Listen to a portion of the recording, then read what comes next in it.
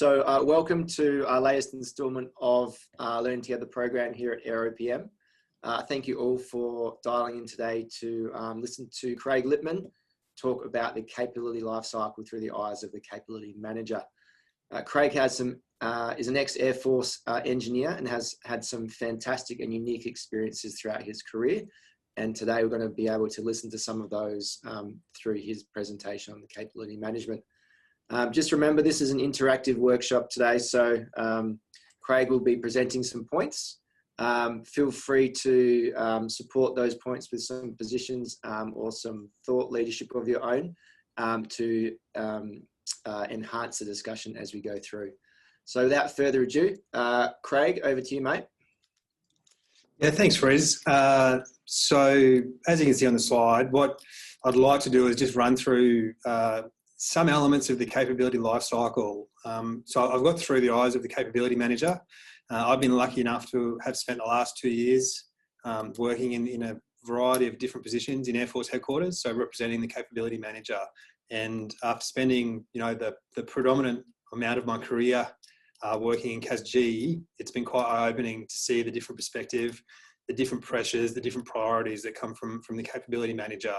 And so I know a lot of us have CASG experience or are working in CASG, so I thought it might be useful just to talk about things from a different perspective, see if it might be able to help, I guess, give some light to some of the things that might come to you from your CM. Now, as Friz said, I don't want this to be death by PowerPoint or just me talking. I'd really like to hear your experiences and make this as interactive as possible. So I've got here what the structure of the session will be. I think up front, let me just be really clear about what this session is not, and that's not an in-depth breakdown of the capability lifecycle. I don't proclaim to be an expert. There's a number of fantastic courses if you want to do it. I know Dr. Mike Ryan at ADFA runs a 2-day course with about 900 slides, so you're certainly not going to get that here. You're just going to get some of the key things that I've noted, cherry picked out and presented. And then I just want to talk through, probably the key point is the key lessons I've learned and the things that have really stood out to me in my time in the capability manager. So we'll run through a few brief CLC 101 and capability principles, talk a little bit about the role of the capability manager in the CLC. So I'll give you the textbook definition, and then I'll give you my experience of what it actually looks like. We'll talk through the CLC activities that I've been part of, so looking at the path to gate 0 to first pass and to second pass, and then, as I said, the key lessons that I've learned. Look, I'll be looking for feedback throughout. At every slide, I'll try and ask you for your experiences, so please don't wait to the end. Jump in if you've got any questions or comments you'd like to make. So, capability lifecycle 101 and the capability principles. So, the CLC has been in our life for around about 4 years now. It was an outcome of the first principles review. The manual itself stayed in draft for a long time, and version 1.0 was only released at the start of this year. And then in quick time, we're now operating off Capability Lifecycle Manual version 2, which was formally released and signed off by VCDF in June 2020. And as the little tagline says, the CLC manual is the primary source of capability lifecycle management guidance, informing the design, delivery and management of defence capability. So for me, I think the key part of the CLC is right up the front, and it talks to what the capability principles are. And so there's 10 principles in total, and they're really the framework under which the entire CLC structure is built. And they provide the principles by which defence is able to deliver the right capabilities efficiently and effectively, and in accordance with the intent of the first principles review, which is to make things as simple as they possibly can be, and to be outcome orientated in everything you do. So it's not death by paperwork. It's not based on how heavy the volumes of material you produce are. It's doing what needs to be done to achieve the outcome that you need to achieve. And it's principles based and not process based. So running through the 10 principles and then my experience with them. So the first one is the CLC needs to be strategy-led and evidence-based decision-making. And that's all about aligning capability requirements with government-directed strategy and policy. And look, that can be a moving feast. So for a long time, it was the 2016 Defence White Paper, which was the predominant strategy document we used. That's now changed this year with the Defence Strategic Update and the Force Structure Plan that's been released. And so it's something that requires constant diligence to remain aware of your guidance, to be able to distill it down and knowing where that changes and what that's changed. So I guess starting with that first one is, has anyone got any experience where they've either been caught out by changes in government-directed strategy and policy?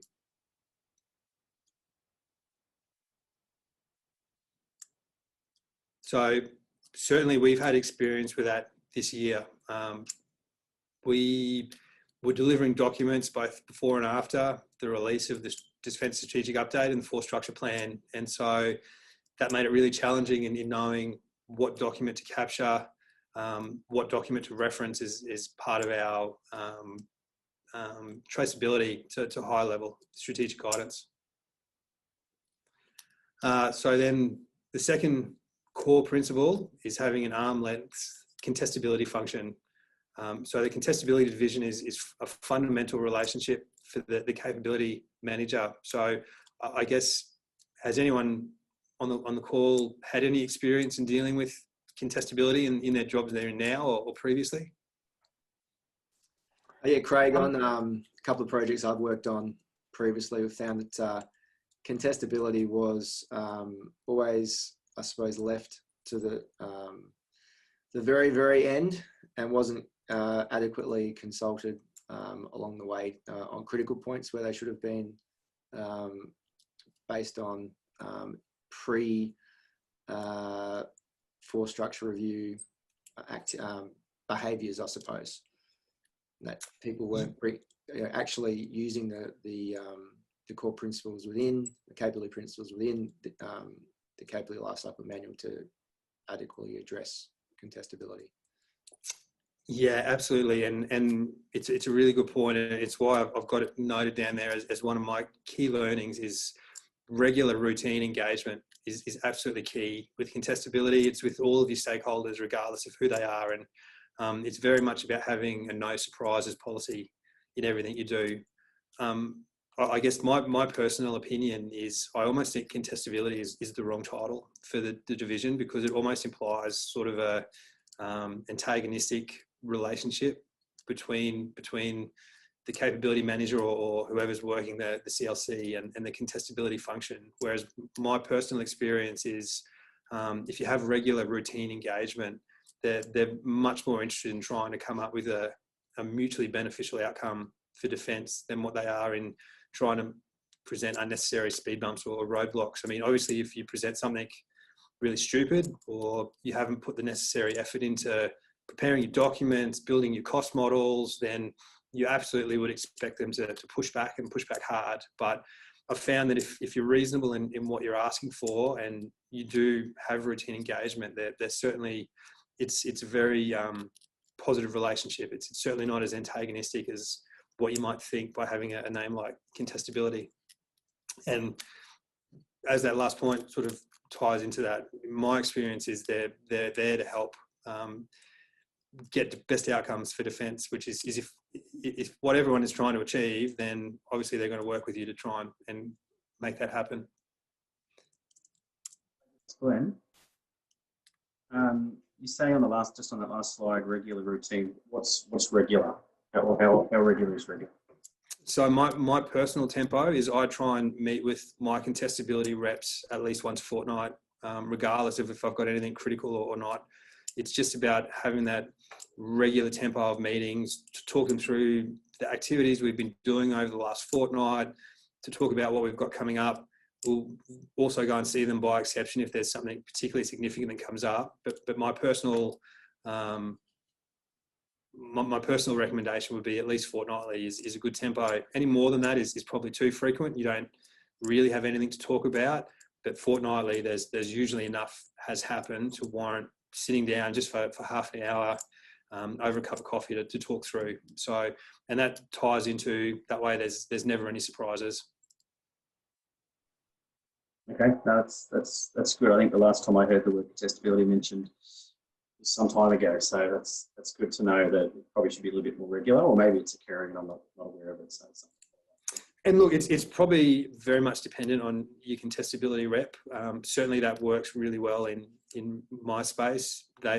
Whoever you might be dealing with might not want that sort of level of engagement, but certainly that works well for us.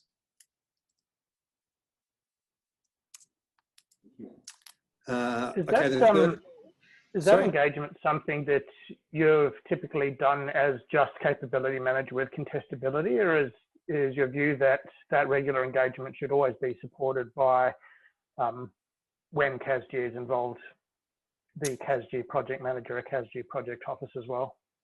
Yeah, look, that's a great question. So my fortnightly sit down is generally just with myself and contestability, but I would say at least 50% of the time, potentially more, someone from CASG will also come and talk. Tends to be more when we're leading into committees or leading up to major milestones. But certainly it's an open invitation for our CASG project office to come along.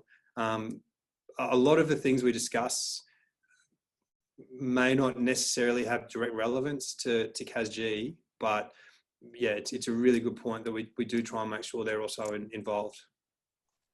So the primary point of contact from a project's overall perspective for contestability is the capability manager there, and you bring along the project office basically where appropriate. Is that right? Yeah, that's correct. And so, look, my experience is is leading into gate 1 and leading into gate 1 and gate 0. So at that stage of the capability life cycle, a lot of it's being driven by the capability manager. And so when we talk to the documents you need for gate 0 and first pass, you'll see that there's very heavy capability manager bent in the preparation of the key documents, which is, I guess, why I've got that experience. From the CLC, a lot of that transitions to the project office as you move further into the capability life cycle. So I imagine that balance may change, but we haven't reached that point in my project, so certainly that's not my experience. Just a word, Chris Nelms here. From my experience, it really depends what's going on, because if you've got an issue with a schedule across the big project, even when you're going into gate 0 or early in the project, it does pay to have some CASG involvement in those cases. So it's very much dependent on the situation, where the risks are, etc. Yeah, no, I agree. Yes, absolutely.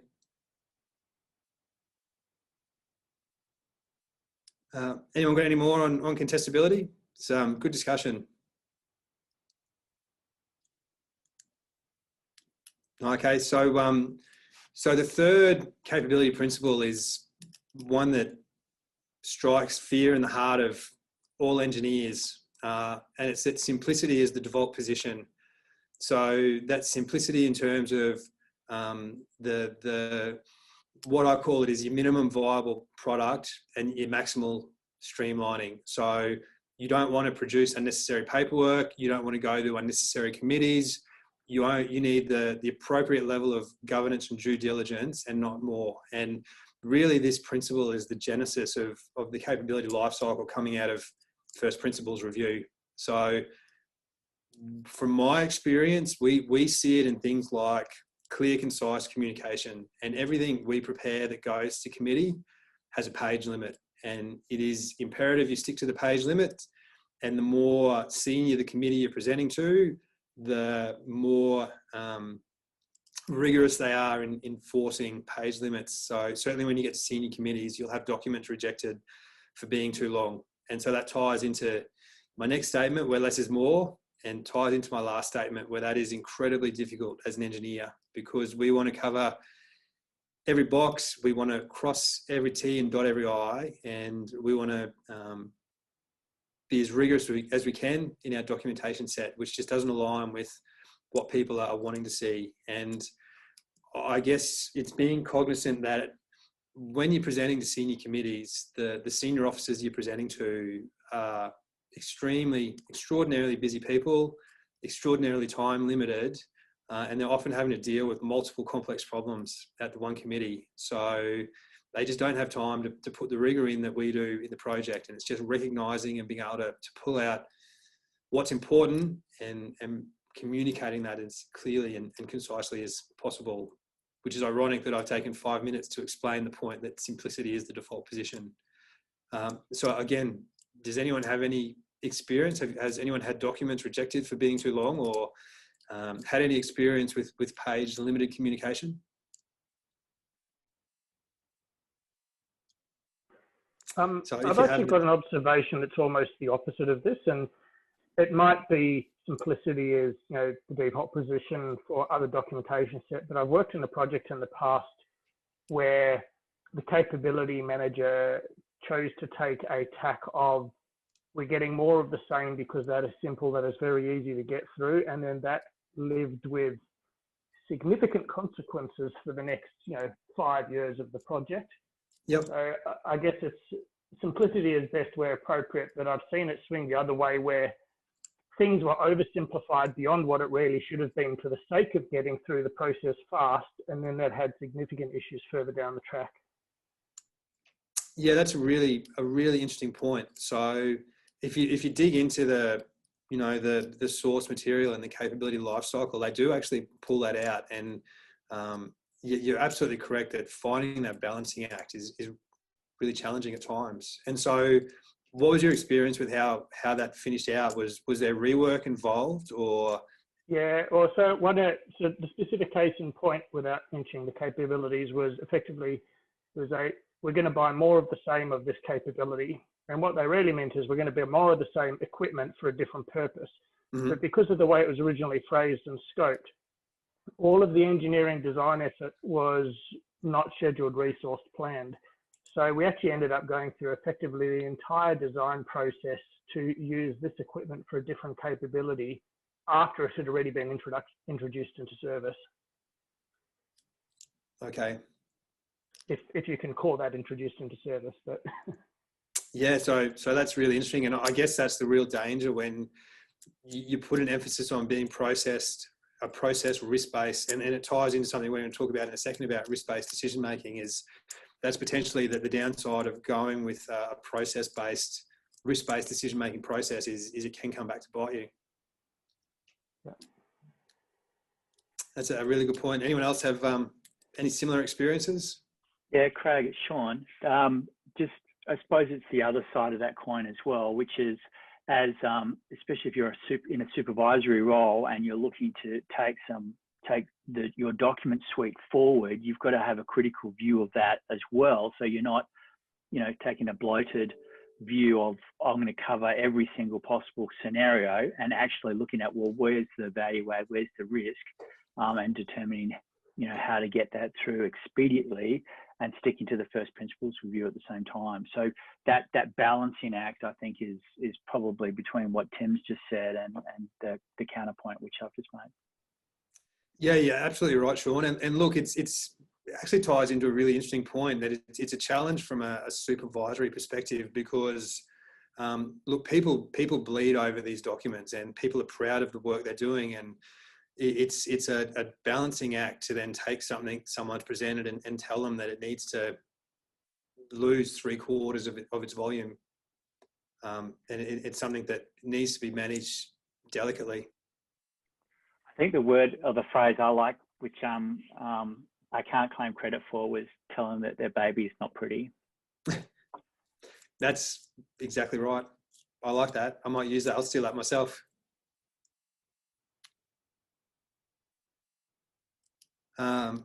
Okay, so moving on to the next one. A lot of what is talked about in the capability life cycle is about joint effects. And so that ties into having center-led force design. So my interpretation of that is we live in a world of constrained resources, and it means that no project can now be considered in isolation. And so it needs to be considered in the context of the joint force to maximise efficiency. So from my perspective, the so what of that is, again, an engagement piece, and it's noting that Force Design Division and Force Integration Division are key stakeholders in everything that is going up, and it's making sure that they're engaged throughout the capability life cycle of your project to make sure that you're considerate of joint force integration and effects and outcomes. And it's something we've lived through over the last 12 months as part of the force structure plan that's just been released. And it's really driven home the need to maximize the efficient use of those constrained resources. So, I mean, has anyone on the call been impacted by FSP or been drawn into the FSP activity, or have any comments on this need to think from a joint force perspective rather than, I guess, the traditional service silos?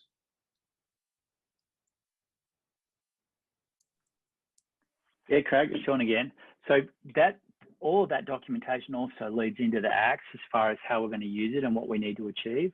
So that linkage from that sort of basically the acts and how force integration and force design are going to help us achieve that, ties back into the who gets funding as far as projects and stuff goes. So that's as the fact that you've got it up there as a key principle is awesome, because that reflects the everything from white paper structures through to what sort of combat we think we're going to need to support, or activities we're going to need to support over the next sort of 10 to 20 years. Yeah, absolutely. And look, I've seen it over the last 6 months because we've had to get an updated version of our JCNS signed off. And so under CLC version 2.0, both HFI and HFD have to endorse a JCNS before it can go up for approval. And so again, that's just that engagement with their divisions to make sure that joint force effects are considered. So it's certainly something from the CM's perspective that we see in our day-to-day business. And look, I agree with you. I think it's a really positive use of resources in the CLC. So as we mentioned above, the fifth capability principle is risk-based decision-making. And this comes down to the first principles dictation that we're principles-based rather than process-based. And so rather than having to follow the bouncing ball in everything we do, we now need to appreciate that there's multiple layers of grey in everything we do. We've got a strategically uncertain environment, and there's new and emerging technologies coming up across the world. So it's conscious that any decisions we make now need to be flexible and adaptable because they might change in the future. And I'm sure everyone's had experience in projects where technology can almost become obsolete before we're able to get it into the field.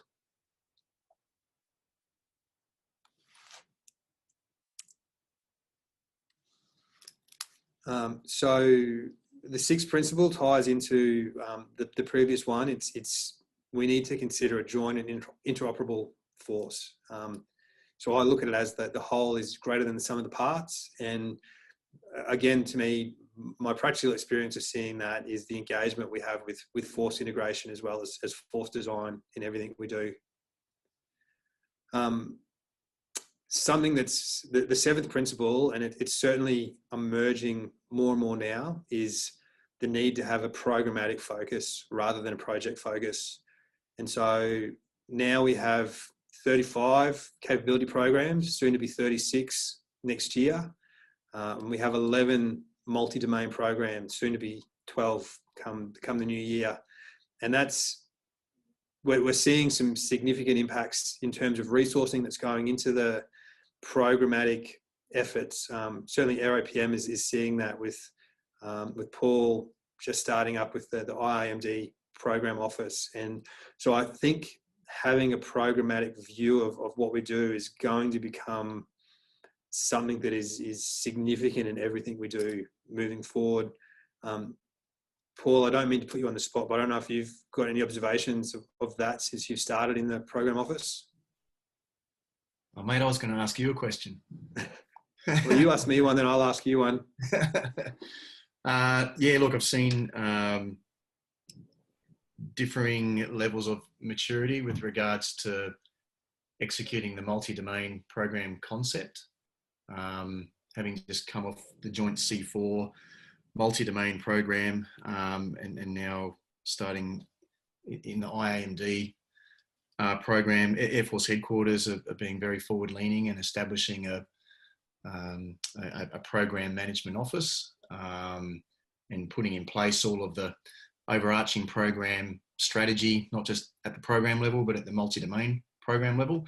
Albeit I think VCDF group is struggling to probably keep up with the demand for the overarching program strategies and structures that need to be put in place, but they are happening. What I would observe though is it looks as though the capability managers being more forward-leaning than the delivery groups with regards to understanding and executing the multi-domain program concept. I think that they'll just take some time unless there's some more incentives and motivation for them to restructure. But then I do look at the latest changes to the CLC manual and this program management manual that's come out recently as well. And I think Defence has to be careful it doesn't just create another bureaucracy as well by, you know, having more teams above teams on both sides of the fence, i.e. capability manager and delivery group side, establishing program management officers, when I think a key outcome first principles review was looking for was integration between capability manager and delivery group. So I think there'll be a balancing act there to play to make sure that these teams of teams remain integrated.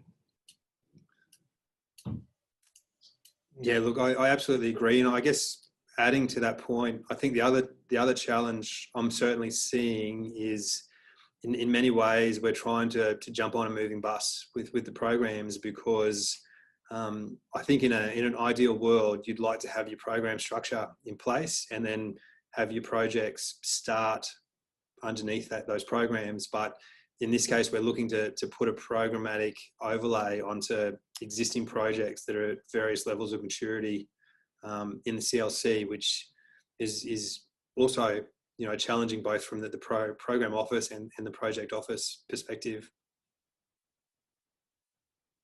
Yeah, absolutely. And I think it's going to be unavoidable, because I think technology-wise, we're always going to be trying to integrate old technology with new technology. And I think the key word is coordination, not control. So those multi-domain programs should coordinate activities that are already underway, and, you know, ideally help the project level thinking and just the interfaces alone. You know, you're talking before about all those you know, force integration division, force delivery division. Within those divisions, there are multiple directorates now that project officers have to deal with. So to do that in a coordinated way through a program management office, you know, should be able to be set up in a way to help the projects as well. But yeah, you're absolutely right. The introduction of these program management officers retrospectively has to be done very carefully, so as not to upset the apple carts that are already, you know, underway. Yeah, absolutely. I guess, does anyone else have anything they'd like to add, or any comments or observations they've had with the introduction of program officers, noting that they're really quite a new construct in Defence? I'd be interested in your view of where the appropriate bound is between the delivery agency and the capability manager for that. Because I've worked in two programs of projects, and one of those instances, there was a fairly well-developed CASG program working closely with capability manager, and the CASG program office was going back and informing capability manager on its forward strategic planning.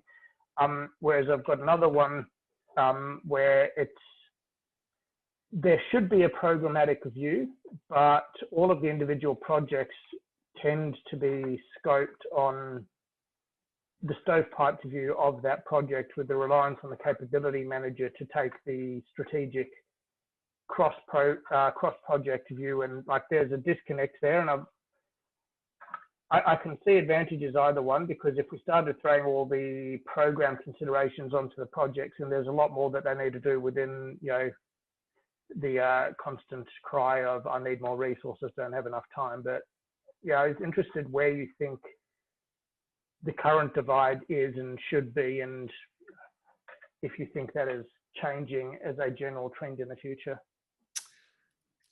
So in my experience, I mean, generally the divide comes down to, I think, at a project level, it's where you exist in the capability lifecycle. So there becomes a transition point, usually, somewhere between gate 1 and gate 2, where the predominance of the activity moves from the capability manager to the delivery group. I guess that's just at a project level. What I'm seeing at the program level, and I have to admit, I don't have a lot of experience in dealing with the CASG program office, but certainly the program that I'm involved with, I think it comes down to having a really strong governance framework. And I'm seeing that in the program steering groups that we're running. And I think the only way you can manage multiple projects in a portfolio that are at different maturity levels in the capability lifecycle, noting that runs the gamut from pre-gate 0 all the way through to in-service systems that are under sustainment, transitioning to retirement, is by having a really rigorous governance overlay that includes a strong program steering group that's conducted regularly, that has the right attendees, which includes the capability manager, it includes the delivery group, and it also includes the operational community of defence. Yeah, I guess that approach helps keep the good ideas fairies under control. Avoid chasing down rabbit warrens that really don't warrant spending the time and effort on.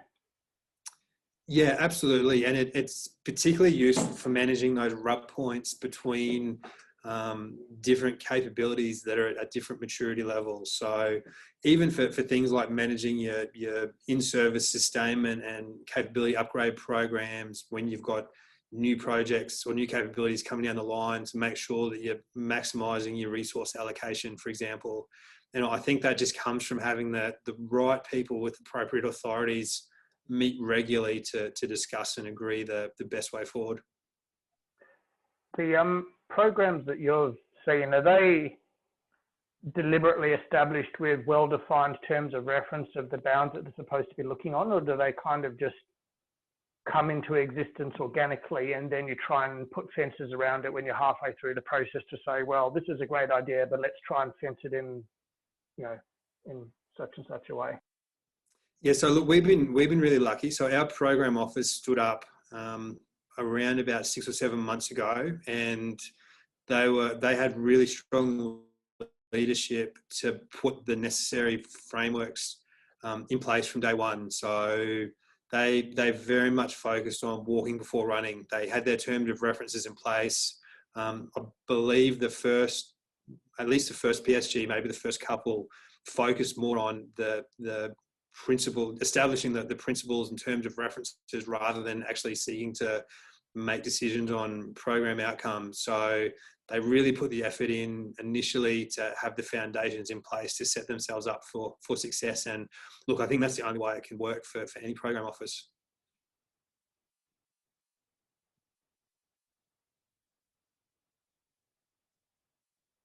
And look, that's a beautiful segue into capability principle 8, which is the need for good governance. And I think Tim's brought up some really good examples that reinforce how critical good governance is when you're operating with principles-based, having simplicity as a primary driver, having a tolerance for risk in your decision making. All of that only works if you have good governance in place that supports that, because I'm sure everyone has got countless examples where in the absence of good governance, what seems like great ideas can really quickly come back and bite you on the bum.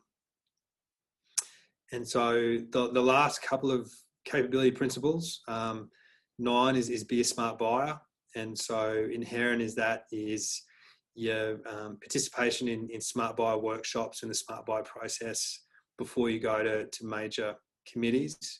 And the last is the criticality of having an innovation focus and having engagement with science and technology. So again, that comes down to regular engagement with DST and ensuring that you've got appropriate resourcing in your project allocation to do necessary and essential science and technology efforts. And so they're the 10 capability principles. I guess, does anyone have any other comments or questions on those before we move on?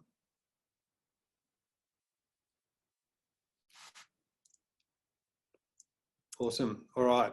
So the role of the capability manager. This is the textbook definition straight out of the capability lifecycle manual. So the capability manager has overall responsibility to raise, train and sustain capabilities within their organisation. Specifically accountable for program management within their organisation, including the development and implementation of program strategies, which ties to Tim's question. Accountable for the development, introduction and sustainment of major assets through the CLC, taking an end-to-end view, and responsible for generating prepared forces in accordance with the CDF's preparedness directives. And the roles for actually achieving all of those outcomes are then delegated to program, project and product sponsors as appropriate. So look, that's the by the book definition. What do we actually do in the capability manager's office? So again, this is my experience of my, my job in a nutshell. So the things that I spend my day doing. So firstly, it's working with the delivery and the enabling groups to deliver the capability. So it's working with the CASG project office or your delivery group if it's not CASG. It's working with the enabling groups who deliver supporting capability. So CNIG for your network architecture, ENIG for your facilities, DSTG for your science and technology effort, and the like. We're responsible for drafting key capability documentation. So the core documents that we draft, the business case, the joint capability needs statement, the OCD, the workforce plan, and the temp. From that, we then prepare committee and government submissions. We manage stakeholder relationships, be they government agencies, contestability, the Operational Defence Force, VCDF group and their various divisions, the delivery groups, industry, international partners and others. And then we prepare briefing packages for senior officers in support of all of those activities above. So I guess turning it back to the people on the call, from your experience in your jobs, does that kind of line up with what you see your capability managers, reps doing? Is there anything in there that jumps out or you think might be missing? Craig, Chris Nelms again. Just a question for you. How well in the capability managers arena do you see the feedback, if you like, or the bi-directional traceability between the OCD, the program OCD and the IOCD to make sure that there is always that integration, if you like, and alignment of what the capability should be? Yeah, look, Chris, that's a terrific question. It's something we probably could do better in my experience. So we've got a draft PIOCD, and I know there's a lot of effort happening in our program office to update the PIOCD and the IOCD and get everything up to date. It ties back to what we were talking about earlier. The challenge is, I think, certainly in our experience, the project documentation is in a lot more mature state than the program level documentation. And that's purely a byproduct of when the work started and where the resources have sat. So we've had 12 plus months to work on our OCD, whereas our program office has only been really fully resourced for the last, half a dozen months. It makes it challenging because then you are having to reverse engineer. So you either then have to reverse engineer your program level documentation, or you have to be prepared to update your project documentation. And so, look, it's a great question that I honestly don't have a good answer for, because it's something we're trying to manage at the moment. I guess from the question, have you seen that in the past where it's worked or it hasn't worked? Yeah, I have, and I think you're right about the reverse engineering. I think there's quite a bit of that going on at the moment. But it's an interesting process to go through. The PIOCD, I mean, I've created one, but I'm not sure they exist anymore. I think it's just IOCD and POCD, if that's correct. I'm not sure, because I was on the ViceCDF website the other day just trying to find it, and it's all changed. So I get the impression that you just have the IOCD, a POCD, and then your individual project OCDs. But someone could correct me if that's wrong. I'm not sure if the terminology is the same, but is the PICD or the IOCD, is that the same as in the land environment? There's actually a thing called a land operational concept document, which isn't any specific capability focused. It's much more on, this is the operational concept of the land environment as a whole, and it is theoretically meant to inform all of the specific project OCDs and then subsequent documentation filtering down. Is that the same thing that you're talking about there, Chris? Yeah, Tim, I've seen the land OCD, and you're right. It's sort of you're correct. It's sort of an umbrella land OCD, if you like. But the IOCD is normally the top level one, and this is where you're really taking that, big picture look at across the whole capability, across the ADF, if you like, defence, and probably further. And then your program OCD that'll be at individual across the programs at each program level, how that feeds down, and then obviously it cascades down to the OCD for each project, if you like. So yeah, the land one's a little bit different. It sort of sits in between, I think. Probably a IOCD and a POCD, probably somewhere there. But it's just the land perspective on it, not a joint perspective, if you like. Yeah, no, I understand.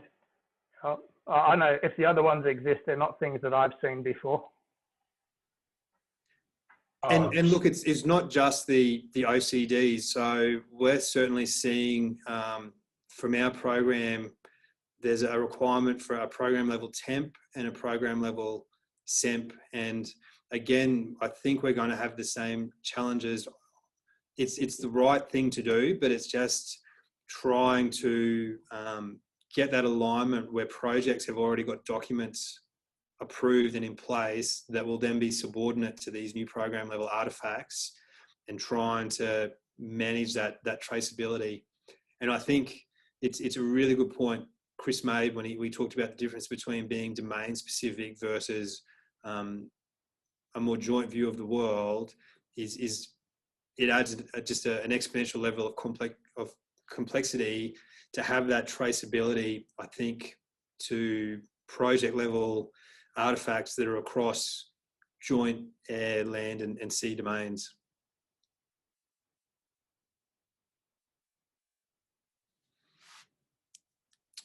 Right, so moving on, so looking at the capability management and the capability life cycle, I guess I just wanted to touch on something that is I guess preeminent to me because I'm living it at the moment, is the effort that goes into your specific gate requirements, because they're kind of your critical touch points as you move through the CLC. So the first is the path to gate 0. So it makes it look easy on a slide, noting that this is 12 months plus of multiple people's lives. So path to gate 0 is firstly developing your documentation. Well, sorry, going back a step, I guess the core outcome of gate 0 is, I guess, firstly distilling all of the strategic guidance into a coherent case for the capability.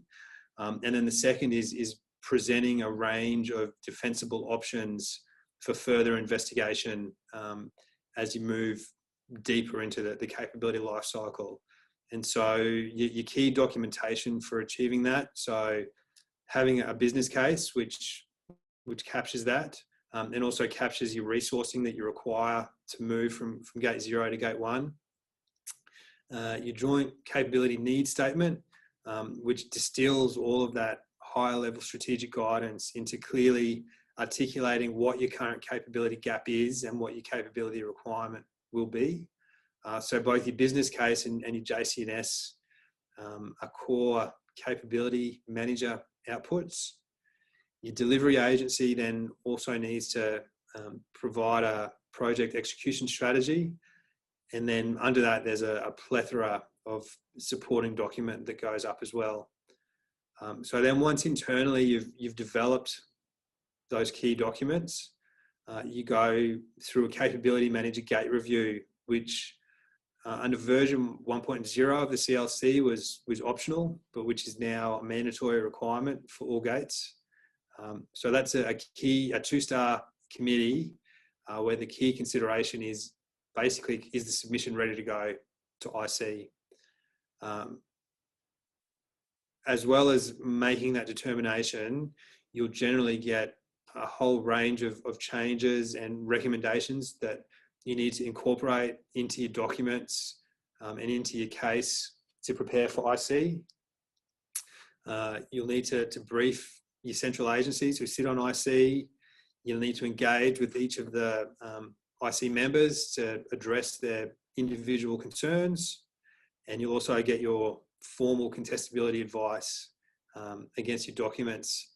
So something interesting we're seeing with your contestability advice is they're moving away from giving you a standalone summary report, and they're now looking to embed their comments into the project documentation, which I think is a much nicer, more streamlined way of getting that advice from contestability. And then assuming you survive all contacts to that point, you then go to investment committee, which is the 3-star committee that's chaired by VCDF. So I guess, has anyone been through the Gate Zero process in any of their projects and got any war stories or key learnings that they'd like to share?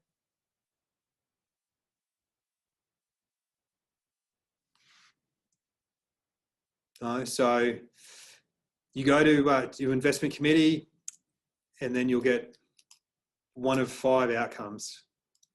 So absolute worst case is your proposal will be rejected, either because the capability is deemed as unnecessary or unresourceable or unaffordable. Next worst outcome is rework. Your submission is noted, but you're told to go away, put some more rigor in, do some more work, and then come back and represent at a later time. Then positive outcome is you're given approval to progress further into the CLC, and that can happen in one of 3 ways. So for simple low risk activities, you'll be recommended for progression as a combined pass. So that means you'll only have one more touch point when you come back to IC. For the most part, in the majority of projects, you'll be given endorsement to progress for 2 pass, which we'll talk about a little bit further. And then for really complex projects, you'll be required to come back for multiple passes.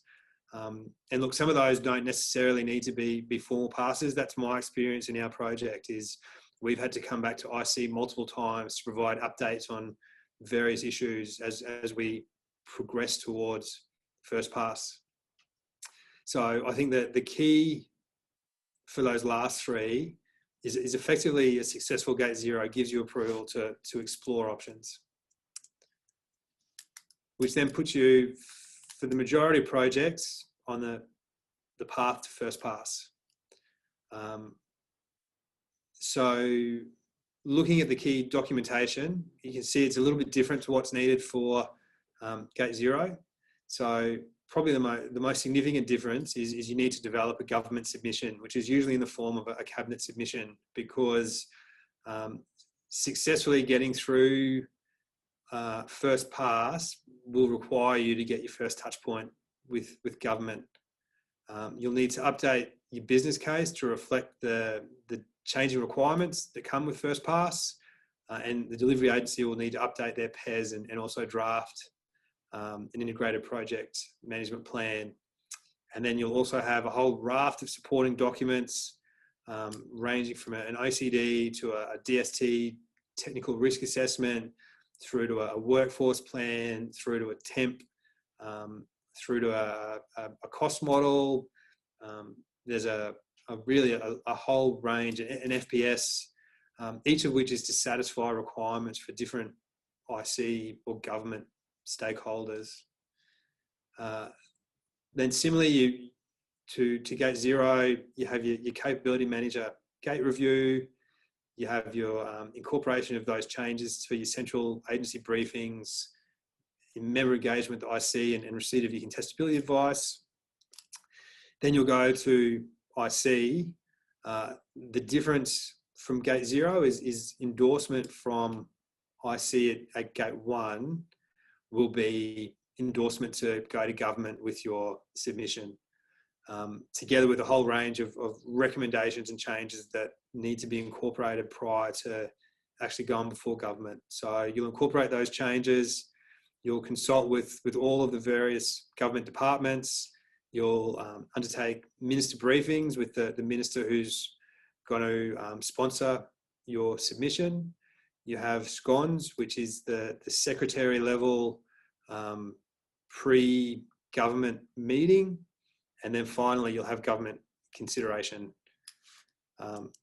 all of which is a lengthy, rigorous, at times very character building process.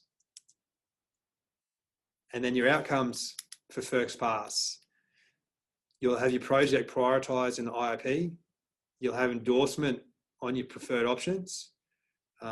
Probably most critical to continuing to progress is you'll have approval to approach industry, usually in the form of an RFT with an FPS and a statement of work.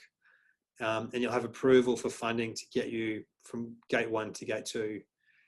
I guess the most important thing to note is that successful first pass is not a commitment to acquire a new capability. That comes once you've done everything and you come back at second pass. So again, I'll ask the question, has anyone had any experience of going through the journey from Gate 0 to first pass, and have you picked up anything that you'd like to add or that's of value from what we're talking about? Ironically enough, I'd actually say I had experience where I've gone from Gate 0 to Gate 1 and at first pass been given a commitment to acquire a portion of new capability due to very, very long FMS lead times on the procurement. So it was, okay, that's there can be exceptions to that, but it was a very interesting scenario to work through because a lot of the other stuff wasn't in place. It was purely this is the risk level. We want approval to buy a portion of the capability early because we rarely need it, and it is a very long lead time to wait until second pass to then start the clock. Yep. That's really, really interesting. And I wonder if that can be tied to development funding.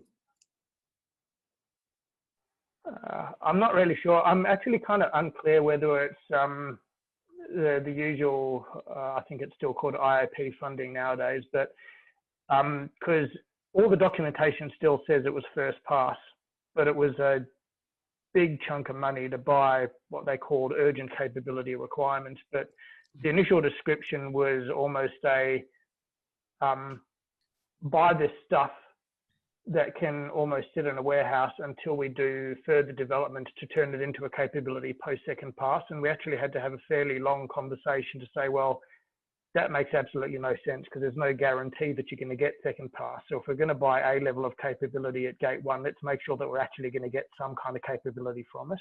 Yeah. Yeah, it's a confusing one because we got approval to do that. We got money and schedule and scope to do that, but it was still termed first pass approval. Okay, that's really interesting. Okay, so noting the time, I won't go into detail. So this is almost, so second pass is, the process here is pretty much identical to what I presented for first pass, but I guess this is the key point. So your second pass outcomes it's confirmation of your priority within the IOP. It's authorization to conduct activities, including procurement of material to execute an agreed option. So that's really the critical one. That's your endorsement to go out and to sign a contract and to actually start delivery of a capability in accordance with the budget and time frame that's agreed, and any specific guidance on anything throughout the life of the capability that's being produced or being acquired. So as I said, it's a successful second pass provides you policy approval to acquire your product. Something that I'm hoping we'll get to with our project in the not too distant future. So just to wrap up, I'll quickly run through the key things I've learned so that if you're ever in my shoes, you can learn from my mistakes. So the first one is know the capability lifecycle manual inside and out. And something I'd actually recommend to anyone who's in either the capability manager or in CASG is read the capability lifecycle manual. It's 96 pages. It's not a difficult read, but just understanding the framework it makes your job easier. Tied to that is know your government and defence strategic direction inside out. Again, I would recommend you read the defence white paper, noting that it's now a little bit long in the tooth. Read the integrated investment program, but much more critically, I would implore everyone on the call, read the defence strategic update and read the force structure plan. They're unclassified, they're on the defence website. It's worth going through them. Next point is you don't own all the good ideas. So trust the experts in your team. We've talked about all of the stakeholders that are involved in the process. Each of them are experts in their realms. CASG will know more about CASG know more about project delivery than I do. DSCG know more about science and technology than I do. ENIG know more about facilities. So rely on the experts in your team. Next point is everyone wants you to succeed. And that ties back to, as I was talking about, contestability want to help you. Everyone wants to deliver capability for defence. So don't be afraid to ask for help from any of your stakeholders. That then leads into relationships to everything. So engage early, engage often, and have an established and maintained battle rhythm with those key stakeholders. As an example, as I said, contestability, I like to meet with fortnightly. Flowing onto that, bad news doesn't get better with time. So if things crop up that are bad, have those conversations immediately. Don't try and gild the lily and don't try and push the can down the road. Just get the bad news out of the way and then work with the people in your team to work your way around it. And that comes down to there will always be trade-offs, but by the same token, you don't get what you don't ask for. The committee cycle, which we've run through, is a series of sprints. If someone asks me to describe the job, it's running a marathon in 400-metre sprints because it's a long haul, but when you're in the lead up to committee, it's a significant amount of work that's required in a short amount of time. So I guess for those of you who aren't in the capability managers' seats but are working with them, just be conscious that there'll be times when they are burning themselves out to meet committee cycles and be understanding of that. And so that ties into building lots of time for artifact review and approval. So this is something I wasn't conscious of, but I've had to learn. So for a document to go to investment committee, for example, that's a 3-star committee, it will need to be reviewed by a 2-star. It'll need to be reviewed by a 1-star.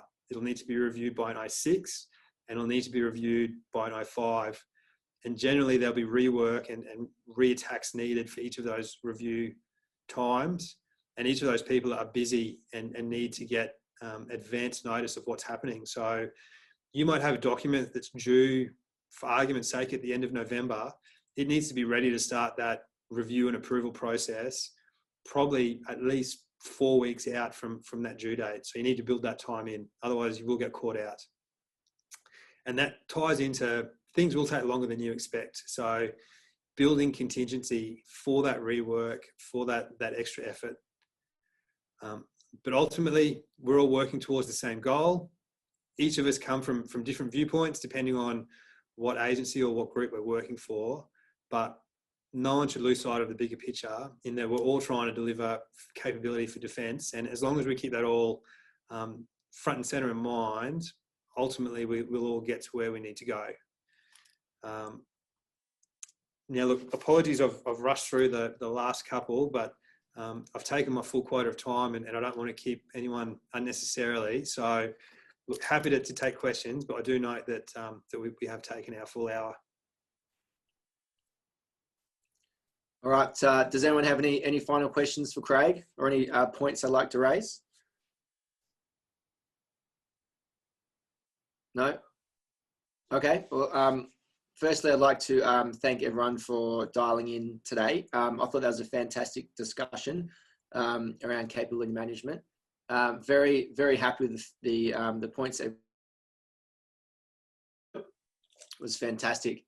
I also like to thank Craig for putting the time together to not only prepare the presentation, but also give it. I know he's a very busy individual, and he's traveling up and down from Queensland quite frequently to try and keep his family and his client both happy at the same time, which is very difficult. So thank you very much, Craig, for putting that presentation together. I really appreciate it, mate. Finally, we have Sean Noble. He's on the line. He's presenting the next Learning Together program. So his topic will be naval logistics and operational perspective. So looking forward to that. It'd be great if everyone has time to dial in for the next one, which is on the 2nd of November. Finally, if anyone has any suggested topics that they'd like to see or give themselves, whether you're an AeroPM employee or a non-AeroPM employee, I'm more than happy to take your feedback and see what we can do to solve any questions that you might have. All right, so without further ado, thanks again, Craig, for a fantastic presentation, and thanks everyone else for dialing in.